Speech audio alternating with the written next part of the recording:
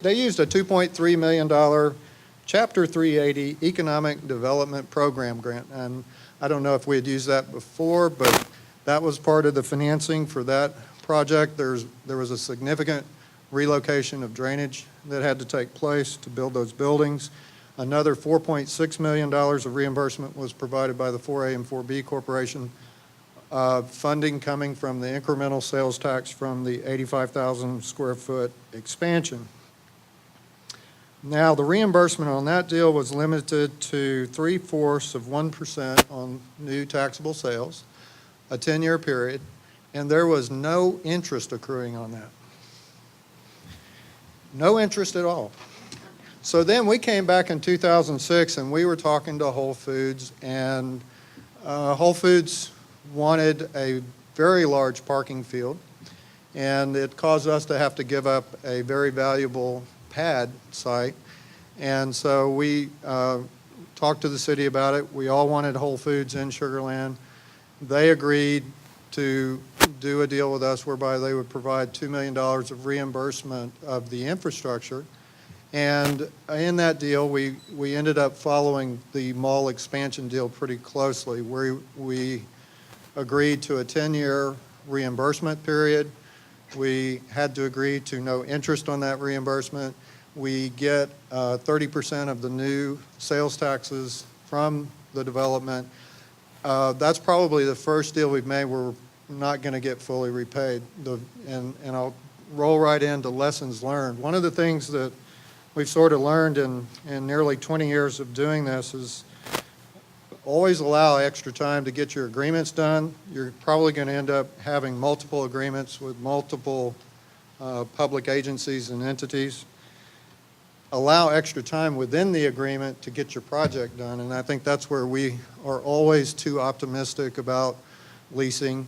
Once we start something, it's construction's not the problem. It's just how quickly we can get the cash flow going on the new sales taxes. So by agreeing to a 10-year period, it took us 4 years to really get the new sales taxes rolling in, and so we really have a 6-year period for reimbursement. We won't make our full $2 million of reimbursement, but that's okay. We have no hard feelings about that. I'm just kidding, Mayor. Y'all did get smarter.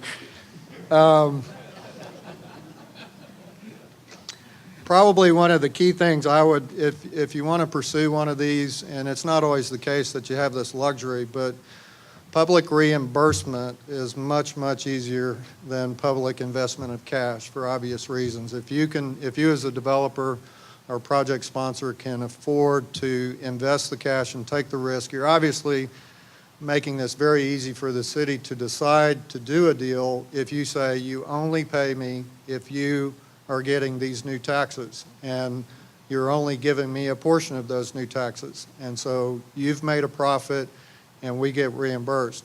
Obviously, not every deal can be done on that basis. We couldn't do that with the hotel. We were able to do that with our second hotel. I had a lovely picture of our second hotel opening in Lake Point, Hyatt Place, 200 rooms on the lake. That'll be opening in November. We were fortunate once we established the market, and other hotels got to see just how much Marriott was charging to stay in that place. We had to offer absolutely no incentives to get Woodbine to come in and develop our second hotel. But anyway, public reimbursement is easier than public cash investment. I've already kind of covered the lessons we've learned on interest cost. I think what would be fair is if you agree to reimbursement of interest, and it should be right above the city's cost of funds and right below your cost of funds, and that gives everybody motivation to get the deal done quicker. But that's just my idea. Most importantly, if you want to do one of these deals, just know what the city really wants. I mean, we've never taken the city anything that was just our idea that we thought was a cool thing to go build. All good cities these days, they have economic development plans. They've gone into great detail to determine what they want, what they need in their city. Our city, I think, has excelled in that. They know what they're looking for. Initially, it was all about getting retail, and then it was about getting the hotel.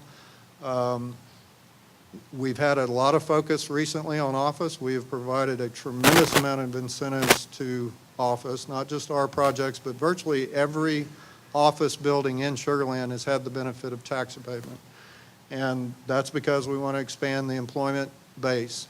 And now, as the mayor said, we're focused on cultural entertainment. And, so this is a city that knows what they want. And I think if you are dealing with any city, you want to study their plans and understand what it is they want. And, of course, try to use all the tools that are in the toolbox. Most of them know about all these different 4A, 4B, and TIF and TERS and all that good stuff. So, explore the use of all the tools. Thank you.